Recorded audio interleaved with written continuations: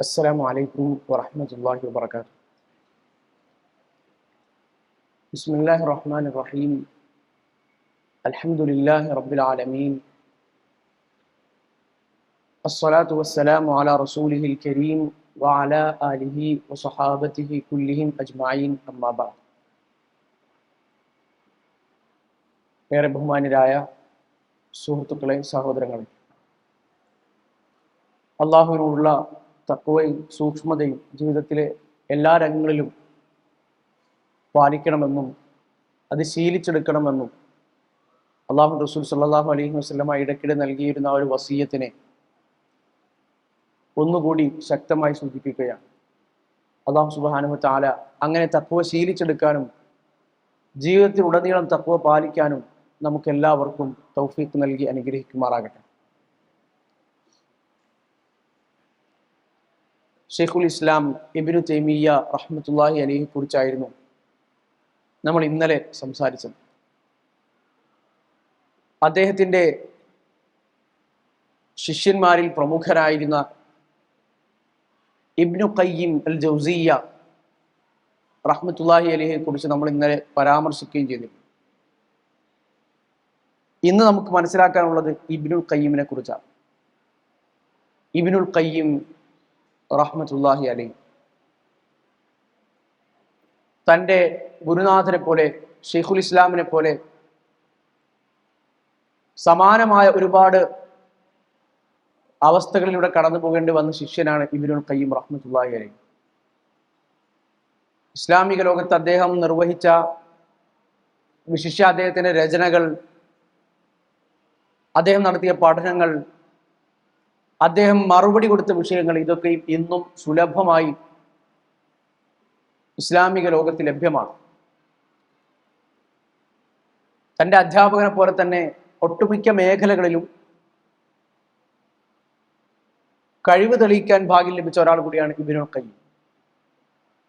ഹിജ്റ 691 അദ്ദേഹം ജനിച്ചു, 751 മരണപ്പെടുകയും ചെയ്തു. അത് 60 വയസ്സ് വരെ ആണ് കൃത്യമായി അദ്ദേഹം ജീവിക്കുന്നത്. മുഹമ്മദ് എന്നായിരുന്നു അദ്ദേഹത്തിന്റെ പേര്. അദ്ദേഹത്തിന്റെ യഥാർത്ഥ പേരങ്ങനെ ആളുകൾക്കിടയിൽ സുപരിചിതമല്ല. ഇബ്നുൽ ഖയ്യിം അല്ലെങ്കിൽ ഇബ്നു ഖയ്യിം അൽ ജൗസിയ്യ എന്നൊക്കെയാണ് സുപരിചിതമായി അദ്ദേഹത്തെക്കുറിച്ച് പറഞ്ഞാൽ മനസ്സിലാക്കാൻ കഴിയും. അതിനുള്ള കാരണം അദ്ദേഹത്തിന്റെ ഉപ്പ അബൂബക്കർ, അദ്ദേഹം മദ്രസത്തുൽ ജൗസിയ്യ എന്ന പേരിലുള്ള ഒരു സ്ഥാപനത്തിന്റെ ഖയ്യിമായി. ഖയ്യിം എന്ന് പറഞ്ഞാൽ മേലധികാരി, മേൽനോട്ടക്കാരൻ. അപ്പൊ ജൗസിയയുടെ മേൽനോട്ടക്കാരൻ, ഖയ്യിമുൽ ജൗസിയയുടെ മകൻ എന്ന അർത്ഥത്തിലാണ് ഇബ്നു ഖയ്യിം അൽ ജൗസിയ്യ അല്ലെങ്കിൽ ഇബ്നുൽ ഖയ്യിം അൽ ജൗസി എന്ന് അദ്ദേഹം അറിയപ്പെട്ടത്.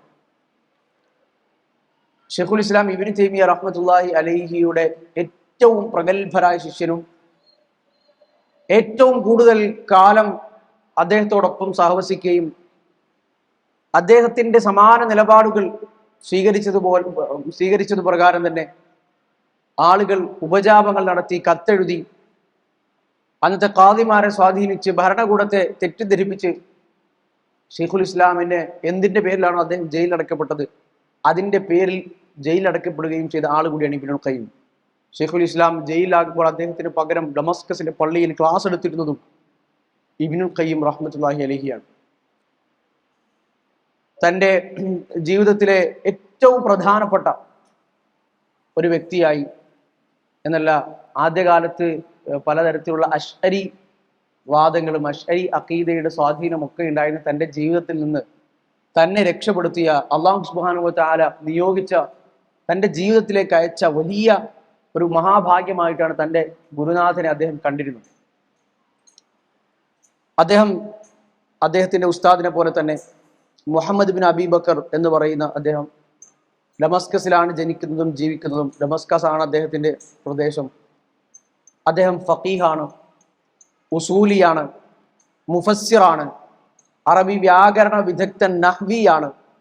അതുപോലെ തന്നെ മറ്റു പല വിഷയങ്ങളും, വിശേഷ അഖീദയുടെ വിഷയങ്ങൾ, ഇസ്ലാമിക ലോകത്ത് വന്ന തൻ്റെ ഗുരുനാഥനെ പോലെ തന്നെ ഇസ്ലാമിക ലോകത്ത് കടന്നു വന്ന ഏതൊക്കെ വ്യതിചലിച്ച കക്ഷികളുണ്ടോ അവർക്കൊക്കെയും ഇദ്ദേഹത്തിന് മറുപടികളുണ്ട്.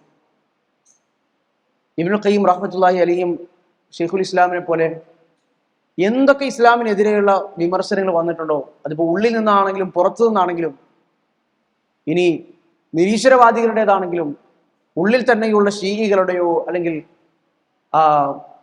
അങ്ങനെയുള്ള മറ്റേതെങ്കിലും വിഭാഗങ്ങൾ, ഖദരികൾ, ജഹ്മികൾ, സിഫത്ത് നിഷേധിക്കുന്ന ആളുകൾ, മുഅ്തസിലികൾ, അശ്അരികൾ,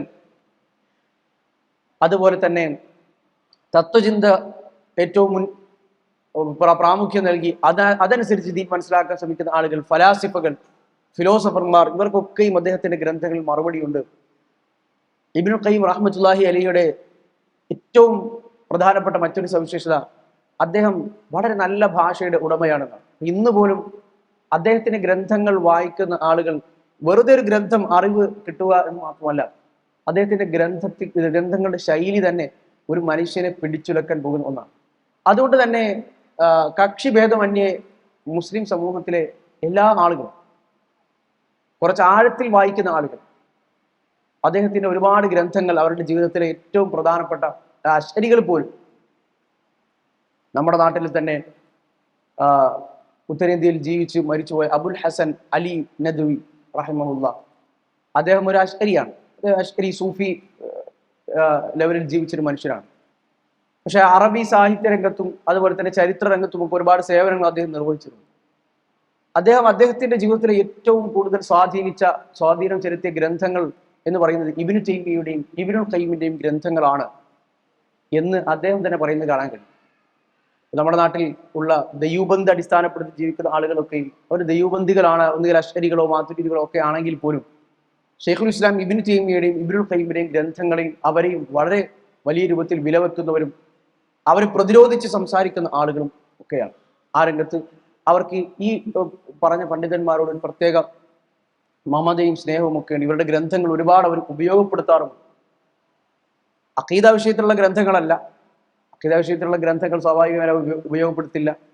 അവർക്ക് വ്യത്യസ്തമായ വീക്ഷണമാണ്, അല്ലെങ്കിൽ യഥാർത്ഥ അഹ്ലുസുന്നയ്ക്ക് വിരുദ്ധമായ വീക്ഷണമാണുള്ളത് എന്ന് നമുക്കറിയാം. പക്ഷേ വേറെ ചില രംഗത്തുള്ള, ഉദാഹരണത്തിന് തസ്കിയത്തിന്റെ രംഗത്തുള്ളത്, മനുഷ്യന്റെ ആത്മസംസ്കരണവുമായി ബന്ധപ്പെട്ട് ഇബ്നുൽ ഖയ്യിം റഹ്മത്തുള്ളാഹി അലൈഹി രചിച്ച നിരവധി ഗ്രന്ഥങ്ങൾ, അദ്ദാഉ വദ്ദവാ, രോഗവും മരുന്നും എന്നുള്ളത്, അല്ലെങ്കിൽ മറ്റു പല പേരുകളിൽ അറിയപ്പെടാറുണ്ട് ആ പുസ്തകം. അത് ഇസ്ലാമിക ലോകത്ത് മനുഷ്യന് ഉണ്ടാകുന്ന രോഗങ്ങൾ, പ്രത്യേകിച്ച് പിശാച് ഒരു മനുഷ്യനിൽ ഉണ്ടാക്കുന്ന രോഗങ്ങൾ, മനസ്സിനെ ബാധിക്കുന്ന രോഗങ്ങൾ, അതിനൊക്കെ മരുന്ന് എന്താണ്, അങ്ങനെ തുടങ്ങി ഒരുപാട് കാര്യങ്ങൾ പറയുന്നു. ഒരു മനുഷ്യന്റെ ജീവിതത്തെ ആ പുസ്തകം വായിച്ചു കഴിഞ്ഞാൽ, നല്ലതുപോലെ വായിക്കുകയാണെങ്കിൽ, അത് വായിക്കുന്നതിന് മുമ്പുള്ള ഒരു മനുഷ്യന്റെ ജീവിതവും ശേഷമുള്ള ജീവിതവും ഒരുപോലെ ആവില്ല എന്ന് ഉറപ്പാണ്.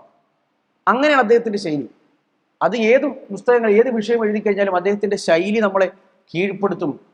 അദ്ദേഹം പറയുന്ന അദ്ദേഹം വിവിധ ഗ്രന്ഥങ്ങളിൽ ഉദ്ധരിക്കുന്ന പല കാര്യങ്ങളും നമുക്ക് ഈ ദുനിയാവിൽ മറ്റൊരു ഗ്രന്ഥത്തിൽ തപ്പിയാൽ കിട്ടുകയുമില്ല.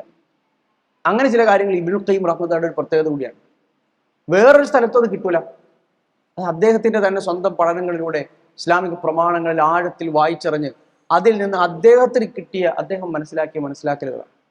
ദീനി വിരുദ്ധമൊന്നുമല്ല, പക്ഷേ വേറൊരു വീക്ഷണകോണിൽ നിന്നുകൂടി ഇസ്ലാമിക പ്രമാണങ്ങളെ കാണാൻ, ഒരുപാട് അറിയാത്ത കുറെ അമൂല്യമായ രത്നങ്ങൾ ഇസ്ലാമിക പ്രമാണങ്ങളിൽ ഊളിയിട്ട് മനസ്സിലാക്കിയെടുത്ത് അത് വായനക്കാരന് കൈമാറാൻ അദ്ദേഹത്തിന്റെ കഴിവ് ഒന്ന് വേറെ തന്നെയാണ്. അദ്ദേഹം പ്രധാനമായി അദ്ദേഹത്തിന്റെ ഉപ്പ അബൂബക്കർ ബിൻ അയ്യൂബ് അസ്സറഈ, അബൂബക്കർ എന്നാണ് അദ്ദേഹത്തിന്റെ ഉപ്പയുടെ പേര്, അദ്ദേഹത്തിൽ നിന്ന് പഠിച്ചു. ഹംബലി മദ്ഹബുകൾ ആയിരുന്നു അന്ന് ആ നാട്ടിലുണ്ടായിരുന്ന. ഷെയ്ഖുൽ ഇസ്ലാം ഇബ്നു തൈമിയ്യയും അങ്ങനെയായിരുന്നു നമ്മൾ പറഞ്ഞു. അദ്ദേഹത്തിന്റെ ഉപ്പയും ഹംബലി മദ്ഹബായിരുന്നു.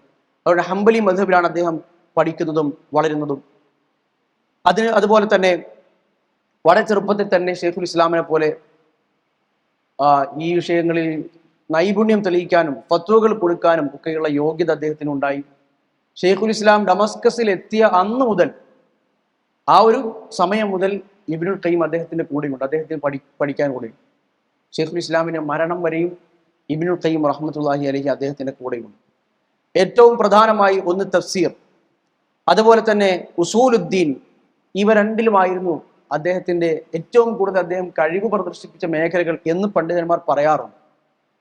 എന്നാൽ അതോടൊപ്പം തന്നെ തൻ്റെ ഉസ്താദിനെ പോലെ തന്നെ ഹദീസിൽ നിന്ന് ഓരോ കാര്യങ്ങൾ മനസ്സിലാക്കിയെടുക്കുന്നതിൽ, ഫിഖ്ഹിൽ, അങ്ങനെ അറബി ഭാഷയിൽ ഒക്കെ അദ്ദേഹത്തിന്റെ കഴിവുകളെ ഒരാൾക്കും വിസ്മരിക്കാൻ കഴിയില്ല.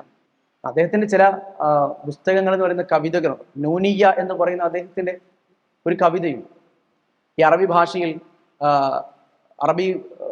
ഭാഷയിൽ എഴുതപ്പെടുന്ന കവിതകൾക്ക് പ്രാസം ഒപ്പിക്കുമ്പോൾ ആ ഏറ്റവും ഓരോ വരിയും അവസാനിക്കുന്ന അക്ഷരം ഏതാണോ ആ അക്ഷരത്തിന്റെ പേരിലാണ് പലപ്പോഴും കവിതകൾ പറയാം.